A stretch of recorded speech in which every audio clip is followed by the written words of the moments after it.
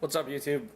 Today we are going to get Lance's new car. Lance is one of my closest friends, and yesterday we went out and looked at a beautiful 2004 Infiniti G35 sedan. And what's super cool about it, in my opinion, is it's a 6-speed manual, limited slip car, loaded with every option that you could possibly get. It's got the 3.5 liter out of a 350Z. It's got a 6-speed gearbox, same thing, out of a 350Z, limited slip, which didn't even come on the base 350.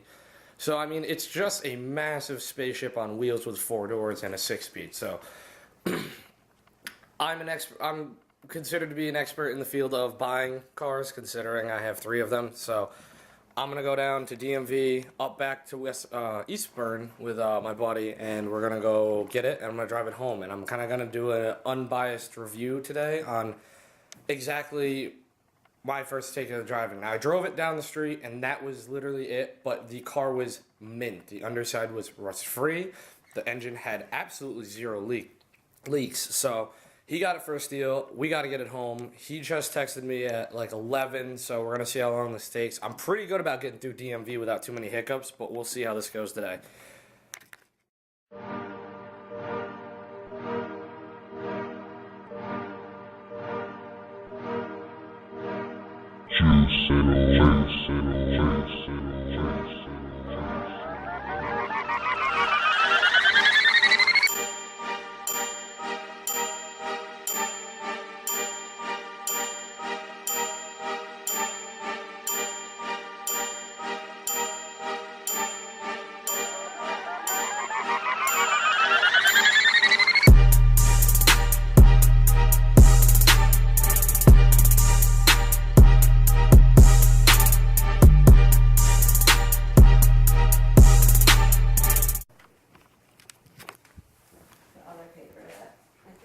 The verification one.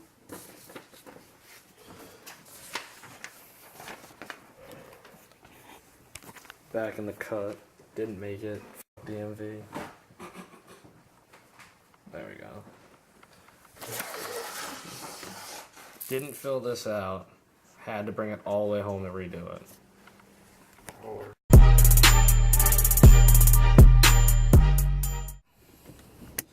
These windows up.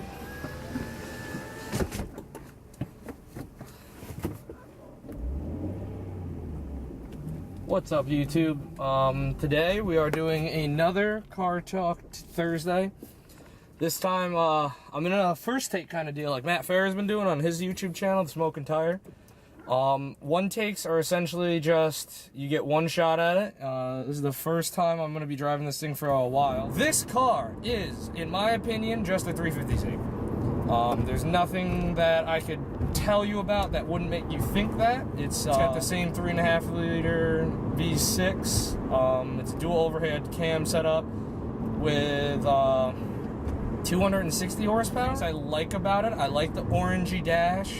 It's kind of low considering you sit very high in this car. Like I'm as low as you physically can in this car. I raised the front end up just a hair so that I could be a little bit more sporty recline. The seats feel tight, the bolstering's nice. It's definitely a nice sports sedan. It's got torque. It's got lots of torque. Now, my buddy Lance, me and him have been friends since, I want to say, the 5th grade? Yeah, 4th or 5th grade now. And today, he has finally bought, or yesterday he technically bought, but today's the first day he's brought home his very first car.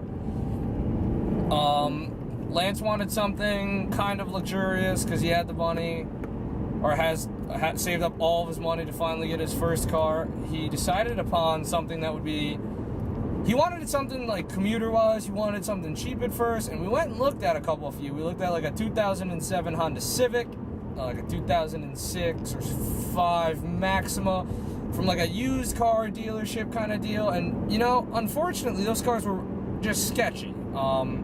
They were dirty, they had almost as good high mileage as this car, no service records, and the guy who was selling them didn't really speak any English. So I decided to tell him give this car one last chance. Driving it has kind of talking the motor a little bit.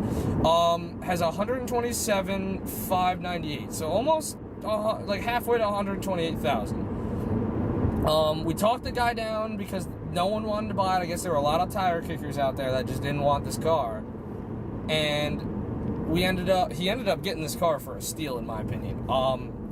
I've driven a lot of cars that are like, I don't know, like luxury, but they're fast. This thing is like the best of all worlds. It's very luxurious. These seats are amazing. In the last 15 minutes I've been driving this car, everything's within reach. It's got a Bose system. It's got factory everything. This was a very expensive car in 2004. The only issue that I've seen is there's paint chips in the hood, which for an 11-year-old car that saw a highway commute every day isn't obscene. There's a door ding in the driver's side door, like right on top of the trim in the silver.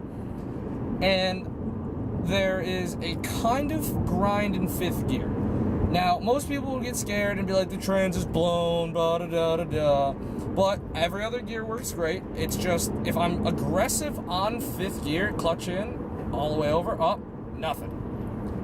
No noise, no feeling through the shifter. It's just, you gotta really be gentle, I guess, with 5th. The other thing I've noticed is this is an insanely short ratio box. Like, the gearbox in this car is nice, light. It feels light. I don't know what this car weighs because I haven't looked it up yet. I'll probably add it in an annotation. But it feels nimble. Like, my car feels really slow and heavy, probably because it's a front-wheel drive and makes like 150 horsepower, whatever.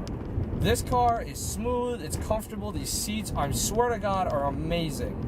Absolutely phenomenal for any sort of situation. Spirited driving, taking the kids to the dentist, whatever you're going to do with this car. I definitely feel that this car was built for a man in his probably later 30s, early 40s, you know, probably a bachelor's in administration or whatever, master's in business administration, who's got a family, but still couldn't give up the idea of getting rid of his, you know, sports car from high school or what have you. So they built this thing, and I'm telling you, this is, for what he paid, is an absolute steal for not only the comfort that he wanted, but kind of like the V6C sportiness he also wanted, because you don't really get that with a lot of Bolts. You could have gotten a V6 Accord, and I've driven a couple of them, and, you know, I can't knock them. They do make excellent power. They're definitely fun on delivery, but nothing has anything beat on how nice the inside of this car is. Wow, rolling them in 3rd. Or 4th. That was 4th I rolled in on. You still got torque. You feel it. You feel it in the seat. You feel it in your butt. It's definitely fun. I'm still getting used to the gearbox because it's a traditional inline gearbox. It's not a cable-driven front-wheel drive car, so it's a little bit. I don't want to say notchy, but I'm getting. It would definitely take me a couple more hours or. Alright, I'm gonna get on it in a second. Roll it.